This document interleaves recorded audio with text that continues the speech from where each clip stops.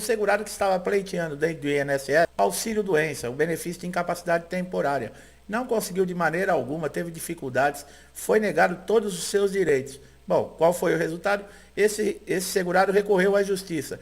Chegando na justiça, ele entregou toda a papelada, abriu, levou toda a documentação, foi feita a ação, foi comunicado o juiz, ele passou pela perícia judicial e nessa perícia judicial, através da avaliação da documentação, olha como a gente sempre fala que é importante levar toda a documentação e a documentação estar sempre atualizada. Esse perito judicial era, no mínimo, especialista no problema desse segurado, fazendo ali uma perícia, examinando, vendo os documentos, né, fazendo uma análise desses documentos, ele chegou a uma conclusão muito interessante e encaminhou para o juiz. E o juiz acatou essa decisão. Quando nós falamos que a documentação é uma das dicas mais importantes que nós damos aqui no canal, muitos segurados aí, muita gente pode não levar a sério, pode achar até que é repetitivo, mas não é, pessoal. Uma grande parcela de indeferimentos, principalmente no INSS, é por falta de documento, ou então documentos que não têm condições de serem apresentados. Porque pode ter sido molhados, rasurados, ou mesmo você dobra um documento, né? Às vezes a gente dobra um papel, um documento, põe no bolso. O que acontece? A gente faz a dobradura exatamente em cima de um número, de algo importantíssimo. E aí não dá mais para ler no documento, né? Fica inelegível aquele documento. E ele é anulado. E esses peritos, qualquer coisinha, eles negam o benefício. Então, essa dica de documentação é muito importante, e principalmente com relação à decisão desse juiz, que vai deixar vocês aí espantados. E pode acontecer com você, é um caso que pode acontecer com qualquer um. A justiça, ela mudou, tá? No caso, o pedido desse segurado na ação para outro benefício, depois da perícia judicial, como nós falamos. Importância da documentação.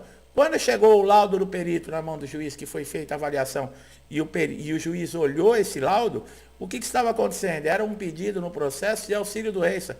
Mas o perito, ele constatou que aquela lesão que aquele segurado tinha, ela era permanente e deixava incapacitado para suas atividades ou para qualquer outra. Foi mudado o processo para aposentadoria por invalidez. Olha só, existem casos que o juiz pode, ao mesmo tempo também, ignorar a posição do perito, tá? O juiz não é obrigado, o juiz ele tem o poder sobre o processo, né? O que o perito judicial coloca no laudo é mais um adicional para ajudar o juiz a buscar na lei e ver as condições e quais são os direitos dessa pessoa que está movendo a ação. Mas o juiz, ele pode ignorar, ele próprio, o juiz, numa entrevista, olhar para o segurado e notar que aquela deficiência dele é permanente. E o próprio juiz pode tomar essa decisão. Mas ficou mais fácil nesse caso com o laudo do perito. Olha aí, então o que aconteceu? Aquele segurado que achava que tinha uma lesão temporária, ela foi constatada uma lesão permanente, incapacitante, que aposentou esse segurado. Isso pode acontecer com você. Bom, e falando sobre isso, quanto tempo, vamos lá, aconteceu isso aí, quanto tempo demorou para o INSS ser comunicado dessa decisão? Bom, o juiz, depois que ele dá a sentença, que ele profere a sentença, o INSS tem 30 dias para implantar o benefício, tá? Mais uns 15 dias para fazer o primeiro pagamento. Pode ser prorrogado no caso que haja uma justificativa plausível do INSS para não fazer essa implantação. Mas caso não tenha justificativo, o INSS pode ser condenado a pagar multas diárias para o segurado receber. Então, é 30 dias o tempo. Para você transformar, por exemplo, um pedido seu, não um pedido, por exemplo, um laudo de um perito judicial, para converter o benefício de auxílio-doença para aposentadoria por invalidez, essa conversão ela vai ter que ser muito bem analisada. É diferente do caso do segurado que nós falamos que pediu o auxílio-doença. Aqui não.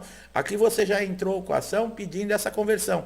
Exige mais ainda dados que comprovem essa lesão que você tem, que ela é permanente. Porque se você recorreu à justiça, é porque o INSS ele não avaliou, ele não viu essa incapacidade permanente. Então, você vai ter que comprovar. Isso depende muito do especialista na hora da perícia judicial, tá?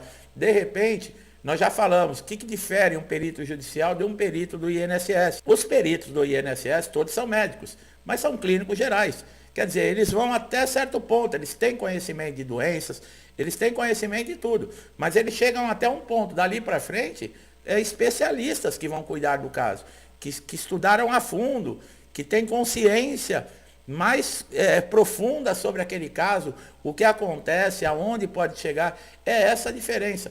A justiça também está tendo dificuldades. Eu já cansei de ouvir relatos aqui de segurados que tiveram dificuldade, por exemplo, e passaram numa perícia judicial e era um problema ortopédico e o perito era de uma outra especialidade. Está acontecendo por quê? Porque é muito pedido de benefício, pessoal. A justiça também está entupida, falando português, claro, de pedidos de benefício que são negados. Porque quanto mais indeferimentos acontecem no INSS, mais recursos judiciais são abertos, as pessoas recorrem à justiça. Antigamente não se tinha essa informação como é hoje aberta, né? Que caso o INSS não reconheça seus direitos, você pode conseguir esses direitos na Justiça Federal. Então, o que acontece? Qualquer negativa no INSS, todo mundo corre lá na Justiça para pedir o benefício. Agora, por exemplo, para pedir a aposentadoria por invalidez, você tem que preencher alguns requisitos. Por exemplo, a carência de 12 meses, que é 12 meses pagos de contribuição, tá? Tá no período de graça, que é aquele período que você, por exemplo, foi demitido da empresa, e você ainda continua com o seguro, com a qualidade de segurado, ainda por 12 meses. Tá? Mesmo se você não arrumar nenhum trabalho ou não fizer uma contribuição. Tá? Você está recebendo, por exemplo, um auxílio, você já não consegue receber a aposentadoria por invalidez. Por quê? Porque já foi reconhecido que essa sua lesão, ela é permanente, mas ela não é incapacitante totalmente. Então, você que recebe auxílio acidente, você não teria direito nesse caso, tá? E o auxílio acidente é aquele benefício, como eu falei, que ele não incapacita a pessoa nem de exercer a sua própria função. Lhe tirou algumas habilidades, lhe deixou com algumas restrições, mas ela pode continuar trabalhando normalmente, recebendo o seu salário e recebendo o auxílio acidente juntamente com o salário. Esse benefício ele vai até a aposentadoria ou até o falecimento desse segurado, tá? E você tem que comprovar que você está incapacitado totalmente através da documentação, que você não tem mais condições de exercer nenhum tipo de atividade. É assim que você vai conseguir, no caso, a sua aposentadoria por invalidez ou a conversão do auxílio doença para aposentadoria por invalidez. Qual é mais vantajoso no caso, né? Bom, a desvantagem do auxílio doença para aposentadoria por invalidez é que ele é concedido em períodos mais curtos. Ele é chamado muito mais vezes para o INSS. E os riscos, por exemplo, de indeferimento, de não ter os seus direitos reconhecidos, é muito grande, porque você comparece muito mais no INSS. E as lesões, elas são temporárias. Então, para o perito ali, para ele é muito mais fácil ele avaliar ali que um segurado de auxílio-doença está recuperado do que uma pessoa que tem uma sequela grave, permanente, que a impossibilite para a sua atividade ou para qualquer outra, fica um pouco mais complicado para o perito. Então, esses períodos mais curtos fazem com que o segurado que recebe o auxílio-doença, ele seja muitas vezes injustiçado, tá? E tem que recorrer, e dentro do próprio INSS, para a justiça. A aposentadoria por invalidez é por períodos mais longos, apesar que não anda resolvendo muito, né? Está sendo chamado, existem exceções para ser chamado no caso de pente fino e revisões. Para aposentados por invalidez, aqueles que já têm mais de 60 anos não podem ser chamados, os que têm 55 anos recebem o benefício a mais de 15 e os portadores do HIV. Esses estão fora de qualquer pente fino ou de qualquer revisão. Tirando isso, os outros podem ser chamados. E lembrando, o aposentado por invalidez, a partir do momento que houve essa conversão, e esse segurado, ele mora sozinho, ele não tem condições, por exemplo, de suprir os seus afazeres domésticos, não consegue tomar um banho, fazer uma refeição, uma higiene pessoal, ele recebe 25% em cima do valor dessa aposentadoria por invalidez, exatamente para ele poder contratar um cuidador. Mesmo se ela tenha sido convertida de auxílio-doença para aposentadoria por invalidez, ele também consegue esses 25%. É claro que tudo isso vai depender de uma perícia para mostrar que realmente ele não tem condições de cozinhar, de tomar banho, de utilizar, fazer uma higiene pessoal, tá? Bom, e outra coisa que deixa muito preocupado quem está se aposentando por invalidez.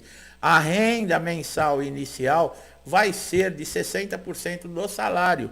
Olha que coisa. Por quê? Porque depois da reforma da Previdência, modificou antes da reforma, a pessoa continuava recebendo praticamente aquilo que ela recebia no mercado de trabalho quando estava em atividade. Depois da reforma da Previdência, houve mudanças em aposentadorias e uma delas, na aposentadoria por invalidez, foi essa forma de cálculo que cai para 60% do salário que esse segurado recebia enquanto estava ativo. Enquanto a aposentadoria, o auxílio doença, ele continua uma média de 90% a 91%, tá? Existe um acréscimo de 2% para cada ano de contribuição, no caso que exceder 15 anos. Então, você que se aposentou por invalidez, você vai receber 60% do salário. Só que vamos lá, você tem 20 anos de contribuição, você vai receber mais 2% por cada ano que exceder esses 15 anos, tá? Nesse caso, para as mulheres, 15 anos para as mulheres e 20 anos para os homens. Que fique bem claro isso. Então, quem tem 30 anos e se aposentou por invalidez, o homem, ele vai ter 10 anos, vai ter 2% cada ano, mais 20%. A mulher, por exemplo, para se aposentar, ela precisa ter 15 anos de contribuição, mas ela pagou 30 e se aposentou por invalidez, ela também vai ter 2% para cada ano. Quer dizer, ela já vai ter aí mais 30% em cima. É 15 anos para homem e 20 anos para homem e 15 anos para mulher. O que exceder isso é 2% a cada ano. Tá bom, pessoal? Eu espero que essa informação tenha sido importante. É algo importante para você que deseja aí, por exemplo, estar de auxílio doença e sabe que tem uma lesão permanente, que precisa se aposentar por invalidez. Tem que levar tudo isso em consideração. Para você que não sabia, essa é mais uma informação, mais um conhecimento que nós estamos trazendo aqui de INSS, porque amanhã ou depois pode ser que aconteça algo com você e você necessite de uma informação como essa para seguir um caminho. Então está aí a importância. Como eu falei, gostou do vídeo? Dá um likezinho, se inscreve no canal, ativa o sininho de notificação. Você vai ser beneficiado sempre com os nossos novos conteúdos. Meu amigo, minha amiga que estão sempre aqui comigo, meu muito obrigado. Um resto de semana de paz, de amor, que Deus nos abençoe. Dê força, coragem para superar todos os nossos obstáculos. Um forte abraço a todos e até os próximos vídeos.